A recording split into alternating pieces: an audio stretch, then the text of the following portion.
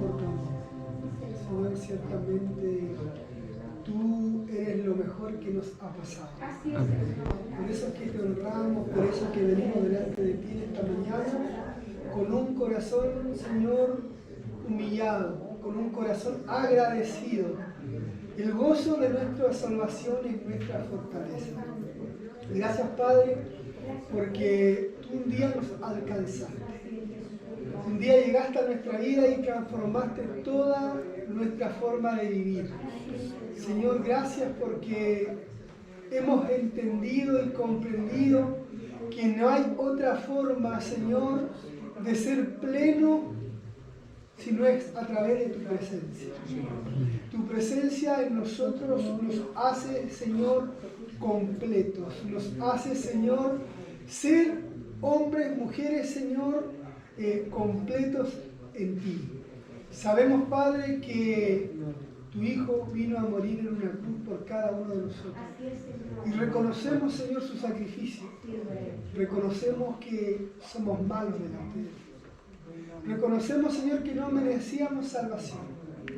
Pero aún así, Señor, tu amor que sobrepasa todo nuestro entendimiento hizo y creó un plan perfecto para que el hombre y la mujer que en este día reconozcan a Jesús como Señor y Salvador puedan alcanzar la salvación y también la vida eterna.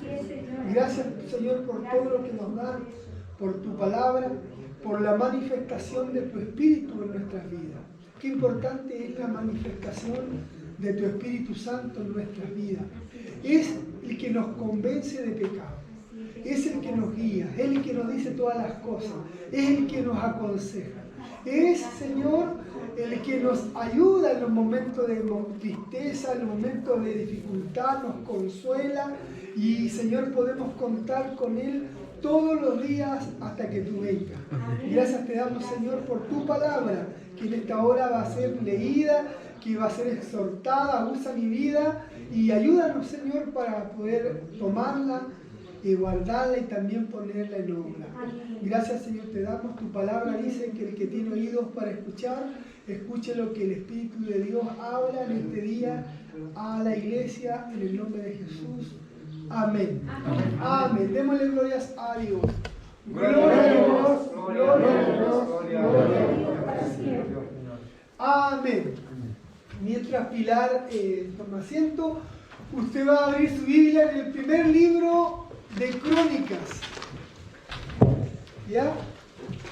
Está en el Antiguo Testamento, el primer libro de Crónicas.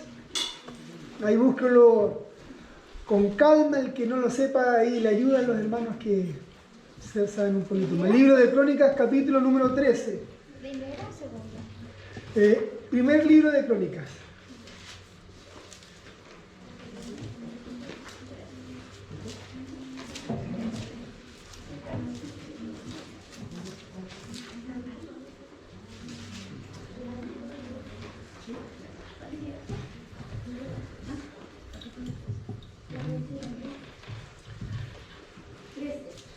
Primer libro de Crónicas, capítulo 13, versículos del 7 al 14, ahí vamos a estar hoy día por un momento exhortando la palabra de Dios, ¿cierto?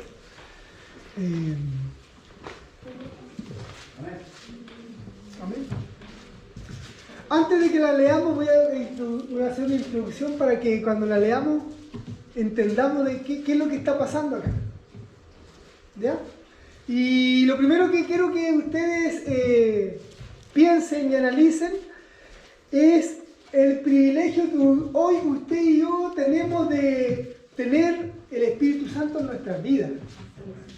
Es un privilegio que en la antigüedad, en la historia del Antiguo Testamento, no tenían todas las personas.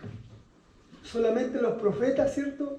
Y como vamos a ver hoy día, se representaba, ¿cierto?, en los tiempos cuando el pueblo, ¿cierto?, hacía sus campamentos para adorar al Señor en el tabernáculo, en el arca del pacto, ¿ya?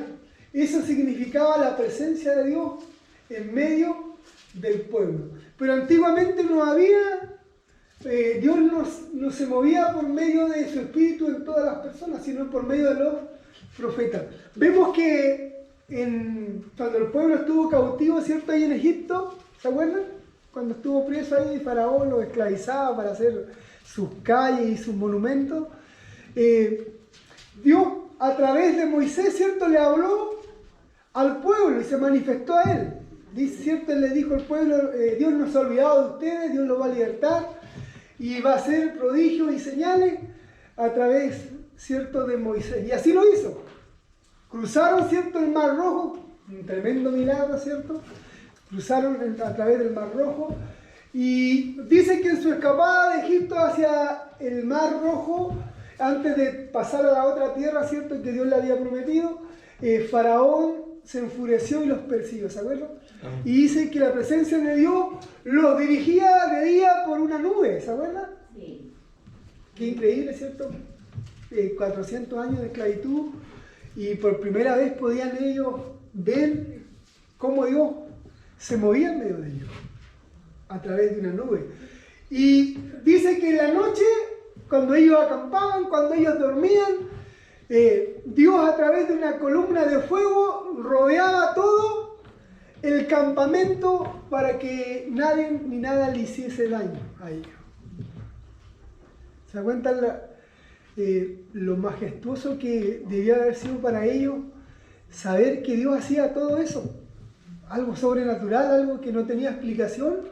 Ellos lo presenciaban ahí en medio de ese drama que ellos estaban viviendo, ¿cierto? De tener tan a mano la liberación, pero también saber que en cualquier momento el faraón, ¿cierto? Podía tomarlo y nuevamente hacerlo esclavo. Y Dios a través de estas señales le hacía sentir su presencia. Le hacía sentir que Él estaba con ellos, que no debían de asustarse, porque lo que Él le había dicho, eso Él lo iba a cumplir. ¿Se da cuenta? Nube de día, fuego de noche. Cuando el pueblo de Israel logra pasar al otro lado y se constituye como una nación que es Israel, Dios a través, ¿cierto?, del arca del pacto, Él se manifestaba a las personas. ¿Qué quiere decir? Que donde estaba el arca, ahí estaba la presencia de Dios, ¿cierto? Y vemos cómo se le hacía al arca, ¿cierto?, estructuras ahí para que pueda reposar ahí, y Dios había dado estatutos, normas para que los levitas o los sacerdotes, ¿cierto?, solamente pudiesen manipular esa arca del pacto, que era, ¿cierto?, un cofre donde había, dice, los querubines, ¿cierto?, tapándose así, cuidando el arca, y en el arca, en el interior, estaban, ¿cierto?, las tablas, ¿cierto?, de la ley. Estaba la vara de Aarón que había florecido sobrenaturalmente, y estaba el maná, o parte del maná. ¿Qué significaba eso? Las tablas, obviamente, la ley de Dios, la palabra de Dios. La vara de Aarón era la presencia del Espíritu Santo.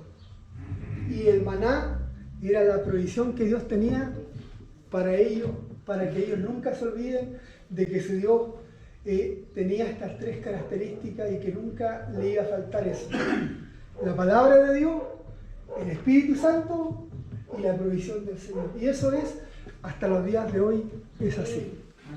¿Ya? ¿Por qué es importante esto? Porque la Biblia a usted y a mí nos enseña que cuando Cristo murió en la cruz del Calvario, ¿cierto?, y antes incluso que se vaya al cielo con su Padre, dijo esto: a ustedes les conviene que yo me vaya. Y yo rogaré al Padre, ¿cierto?, que envíe otro Consolador que estará con ustedes y en ustedes. Y ese es el Espíritu Santo. O sea, la presencia de Dios, esa presencia, ¿cierto?, que estaba en esa arca del pacto, esa presencia ahora está en usted y está en mí. Amén. Gracias, Señor. ¿Se da cuenta? Esa presencia está en cada uno de nosotros. ¿Y qué es lo que pasaba con esa arca del pacto?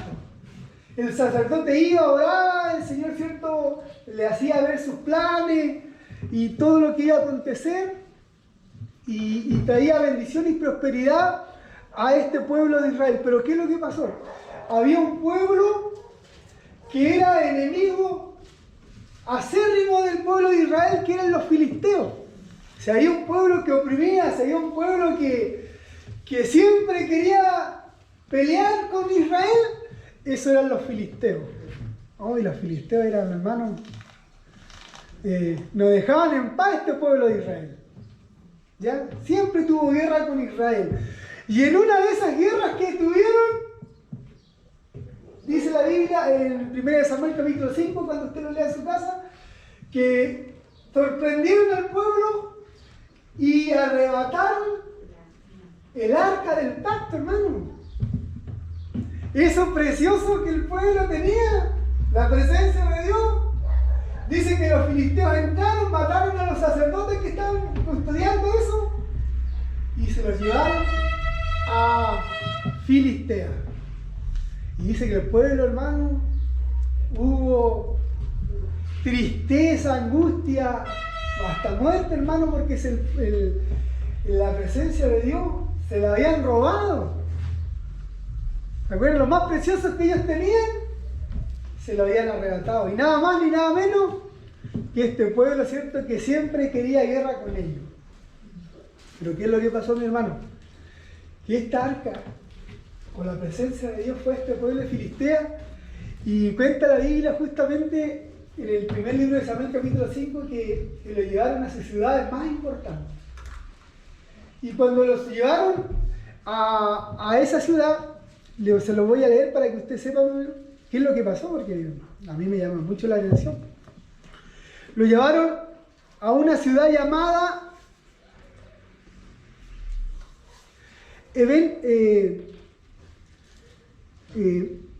Asdod de Filistea.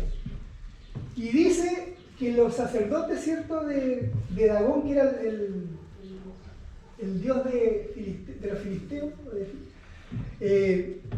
lo pusieron ahí junto a Dagón.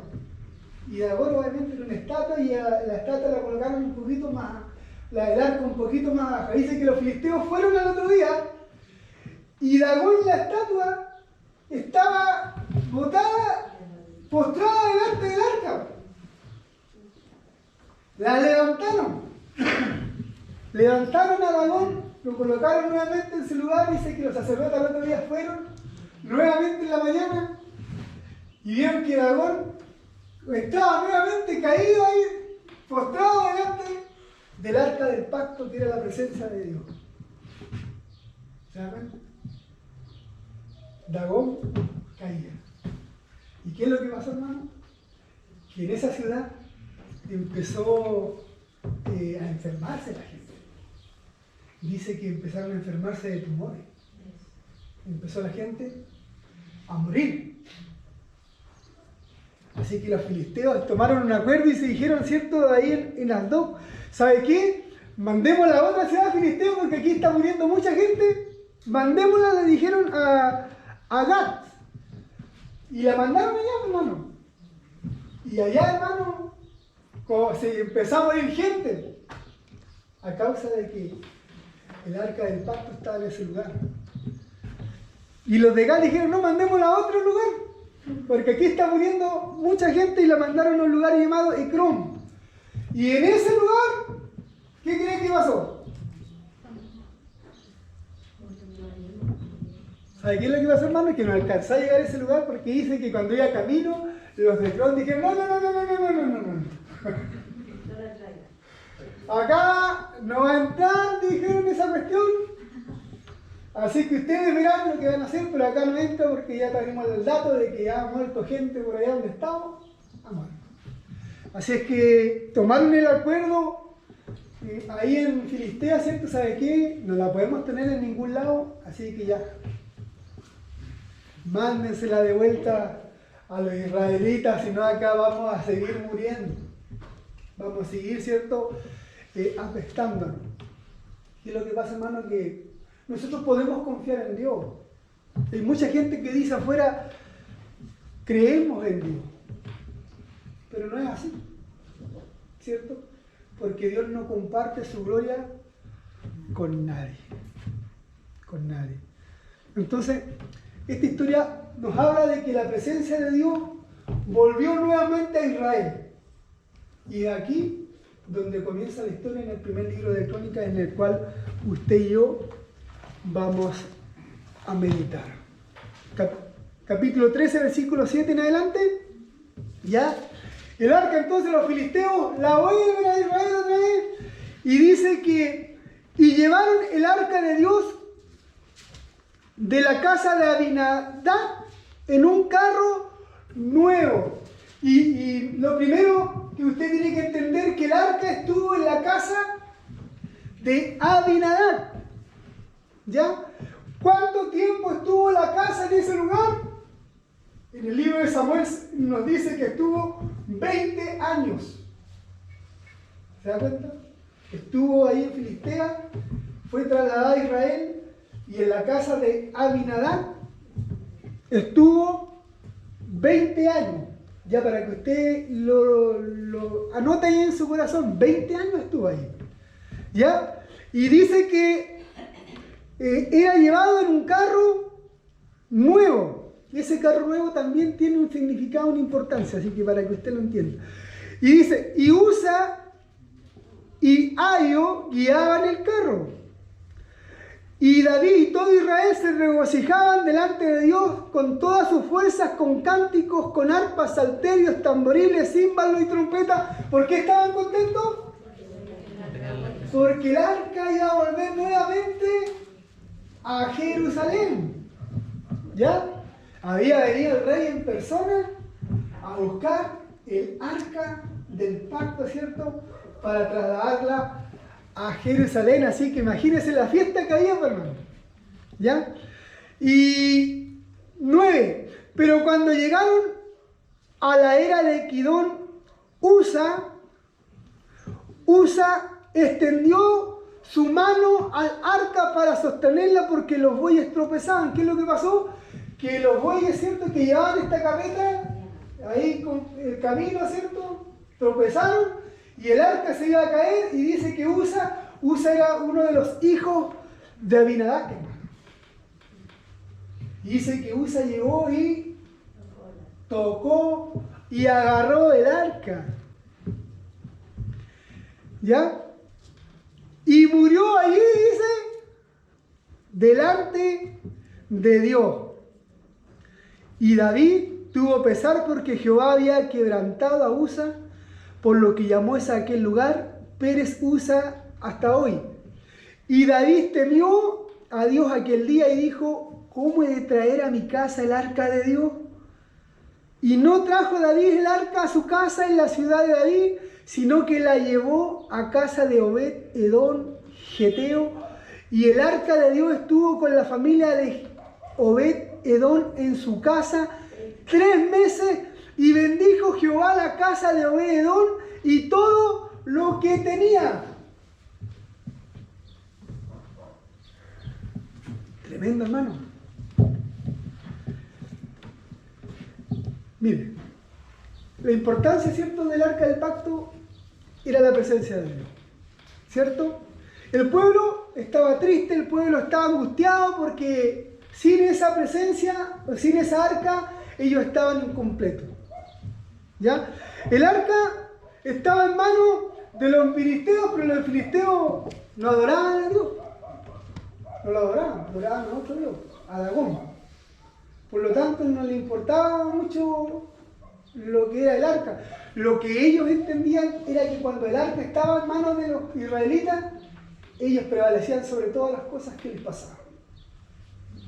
¿Ya? Pero no le daban una importancia espiritual a la presencia de Dios. Querían tenerla, pero no le daban una importancia espiritual. Hoy hay muchas personas que le gusta, ¿cierto?, tener el nombre de Dios, pero no le dan una importancia espiritual. Dicen ser, pero no le importa mucho, ¿cierto? No le importa mucho la presencia de Dios, ¿ya? Y los filisteos siempre no valoraban nada. Y el Salmo 14 dice el necio en su corazón, no hay Dios. Hay mucha gente, hermano, que dice en su corazón, no hay Dios. A lo mejor no lo dirá con la boca, ¿cierto? Pero sí con sus actitudes, con su forma de vivir. ¿Se dan cuenta con eso? Que mucha gente que dice, yo creo en Dios, pero su forma de vivir, su forma de hablar,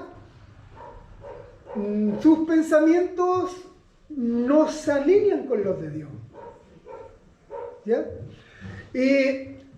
¿A qué quiero ir hoy día? De que si usted ve, hay dos casas donde estuvo esta arca, con la presencia de Dios.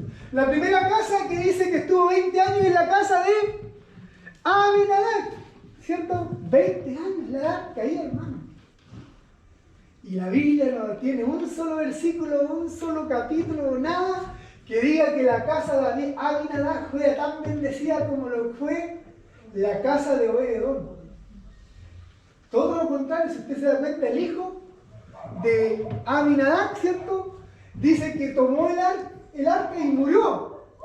Estuvo 20 años el arca del pacto, la presencia de Dios en casa de Abinadab, pero sin embargo no produjo nada. Tanto así que el hombre, ¿cierto?, tomó el arca y murió. ¿Es ingrato nuestro Dios? No. No es ingrato. Porque la historia bíblica aquí nos señala, ¿cierto?, versículos más atrás, que hubo un hombre que tuvo, ¿cuánto? 3 meses. El arca, o la presencia de Dios en su casa, y dice que fue bendecido. Y no tan solo él, sino toda su casa.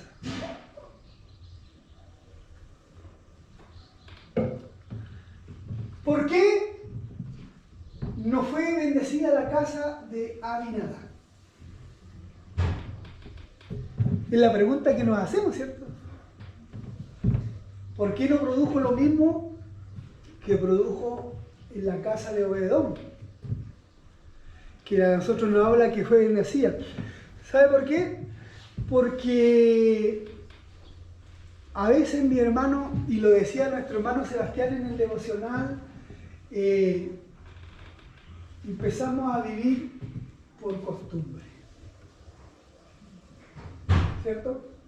Nosotros éramos, ¿cierto?, cuando nos convertimos al Señor, corríamos para allá, corríamos para acá, íbamos a todo, ¿cierto, hermano? Y yo quiero estar. Pero llega un momento en que eso empieza a menguar. ¿Por qué? Porque empezamos a vivir por costumbre. ¿Y qué quiere decir por costumbre? Nos acostumbramos a tener la bendición todos los días.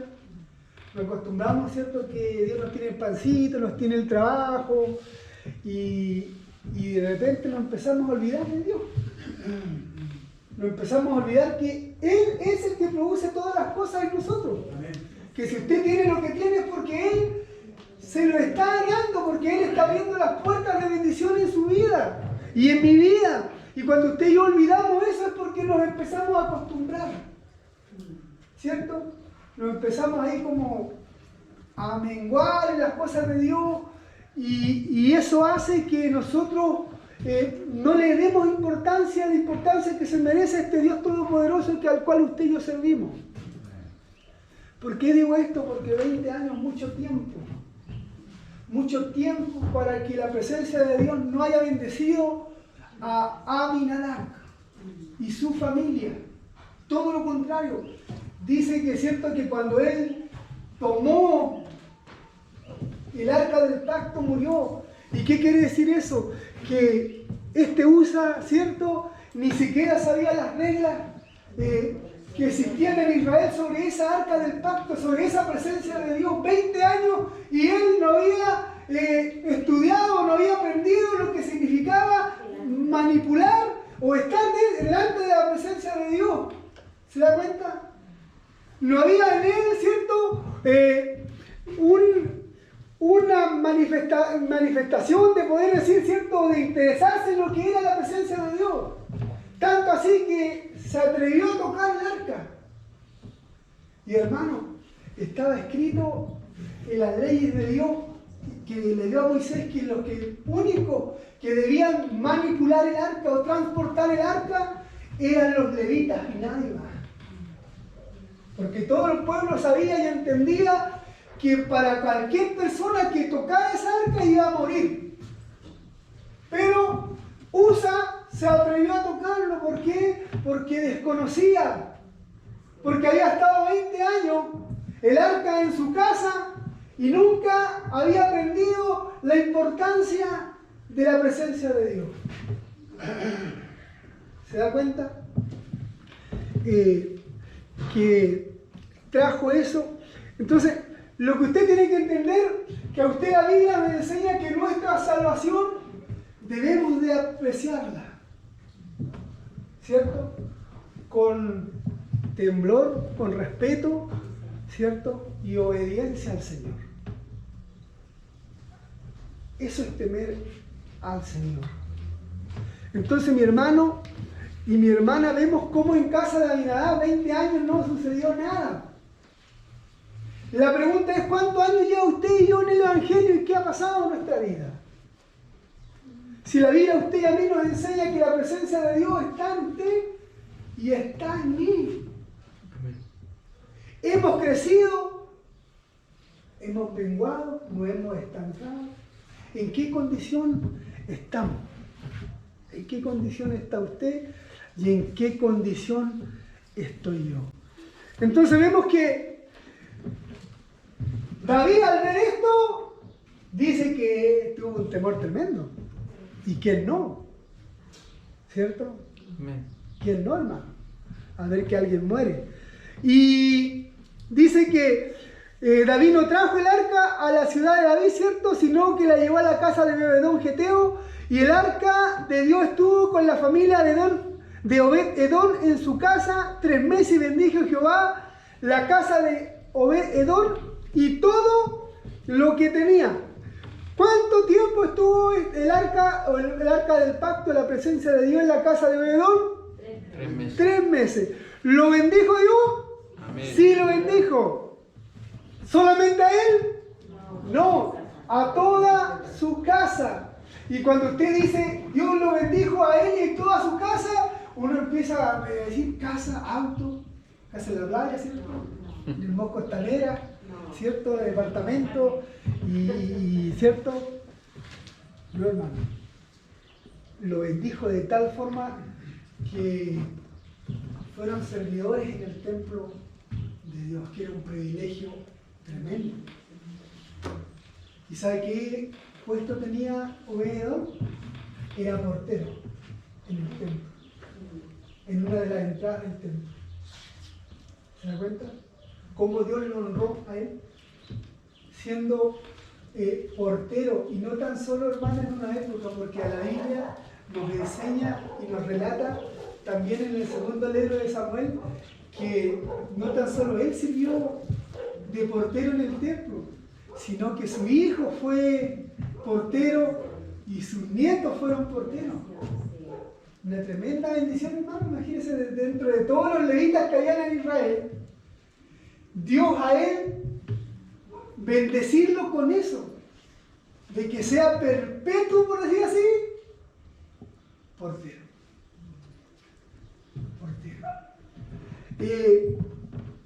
¿Cuál es la mayor bendición que usted y yo tenemos? ¿Cuál es la mayor bendición que usted y yo tenemos? Conocer a Dios. Para eso nacimos, y ese fue el propósito que Dios a usted y a mí lo creó, de llegar un día a reconocer a Jesús como Señor y Salvador de nuestras vidas. Ese es el propósito mayor que usted tiene. Y después Dios le puede dar misiones, ¿cierto? O otros propósitos, pero el propósito mayor es haber nacido para reconocerlo a Él como Dios, Señor y Salvador de nuestras vidas. ¿Y cuál es la mayor bendición que usted y yo podemos tener?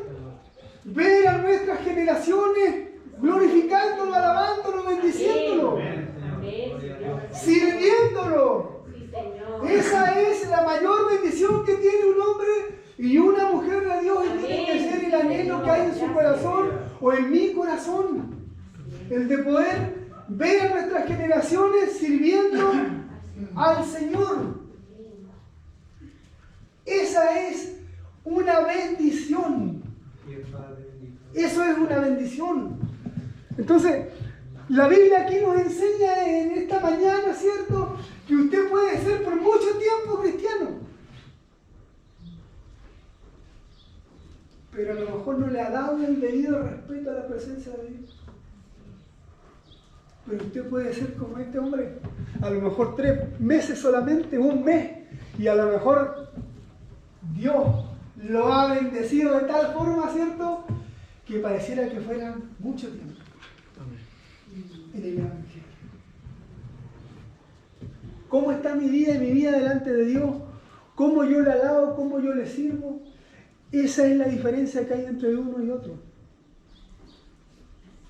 ¿Qué importancia le damos a la presencia de Dios en nuestro corazón? ¿Se da cuenta? ¿Y qué es lo que pasó? Mire lo que dice el segundo libro de Samuel. Veíamos a este rey, ¿cierto?, que había estado en la presencia de Dios con los filisteos la devolvieron, fue a casa de Abinadab, ¿cierto?, 20 años estuvo allá. ¿Qué hace, hermano, la presencia de Dios tanto tiempo que el rey no la fue a buscar? Y el rey llega, ¿cierto?, un día, va a buscar la presencia de Dios, el arca del pacto, aquí a este lugar, en la casa de Abinadab, ¿cierto? Y la lleva y va regocijado, ¿cierto?, porque hasta este momento nada ha pasado. Todos contentos porque el arca va a volver nuevamente a la ciudad de David. Pero muere una persona, hermano. ¿Por qué muere? Porque el arca no estaba siendo transportada de la forma que Dios había dicho. ¿Y saben ustedes, mi hermano, de quién era este carro? Los filisteos lo habían hecho. Y eso está en el primer libro de Samuel, capítulo 5, usted léalo. Los filisteos habían hecho un carro para transportar el arca, porque ellos no tenían idea cómo transportar el arca. Y ellos la llevaron de esa forma a Israel, y a este no se le ocurrió nada más ni nada bonito que el mismo carro de sus enemigos, ¿cierto?, esos que no tenían ni en cuenta en la presencia de Dios, meter el arca ahí, vamos andando. ¿Cómo Dios no se iba a enojar, hermano? ¿Cierto? ¿Cómo Dios iba a creer que en su corazón, ¿cierto?, estaba el deseo de adorarlo, de llevar su presencia hasta Jerusalén? ¿Cómo? ¿Se da cuenta? Que a veces hacemos cosas por emociones. Y dice que David se asustó. Dijo, oh, aquí Dios se enojó. Así que, ¿qué hacemos? ¿Se da cuenta? Ya, casa de Obededón, ahí. Yo me imagino a Obededón, hermano, ¿cierto? Con el escenario que estaba, hermano. Había muerto una persona, ¿cierto? Los filisteos, ¿cierto? Muerte a destajo donde estuvo el arca. Y ahora el rey quiere que yo me lleve el arca a mi casa. Pero la historia nos enseña que Obededón fue obediente y llevó el arca a su casa. ¿Y qué es lo que pasó? Que Dios lo bendijo. ¿Por qué Dios lo bendeciría? Hermano, pensemos por un momento. Tenemos el arca ahí en nuestro hogar, y yo creo que en el living, en la parte, ¿cierto?, donde más importante, más bonita de la casa de Obededón, estaba el arca del pacto, ahí estaba la presencia de Dios. ¿Qué haría Obededón, hermano, que Dios lo bendijo tanto?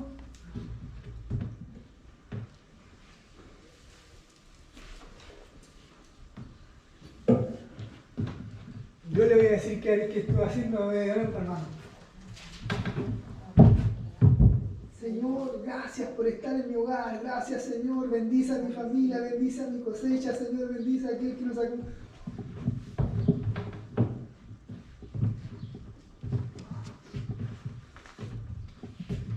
Eso es lo que estuvo haciendo Edom,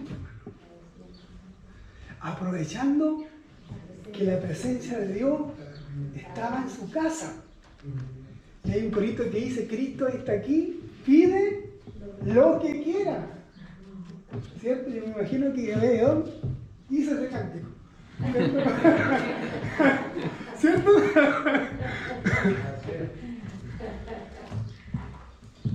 Y Obed-Edom, 3 meses, yo creo que aprovechó la presencia de Dios para conocer a Dios, para hablar con Dios, ¿cierto?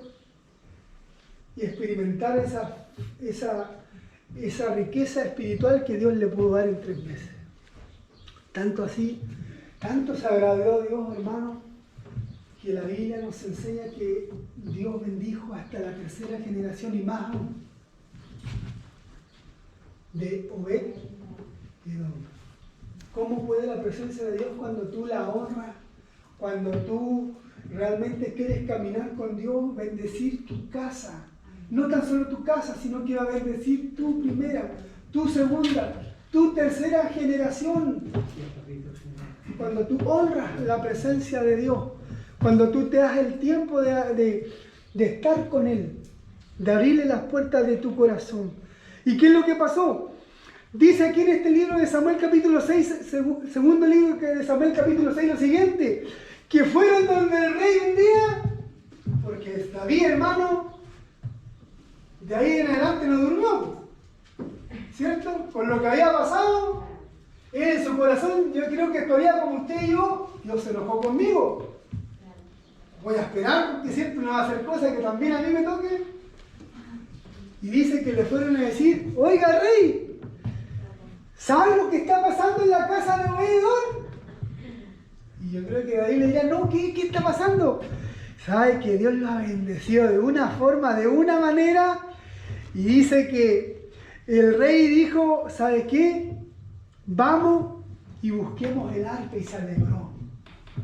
Pero vamos ahora y busquémoslo como debe ser, como corresponde. Díganle a los levitas que se preparen, que se santifiquen, porque vamos a ir a buscar el arca del pacto a la casa de Obed-Edom. Qué alegría para David, hermano. Qué contento, porque cuando de él le contaron que estaba siendo bendecida la casa de Obed-Edom, él dijo en su corazón: ¡ay, Dios, se le pasó el enojo!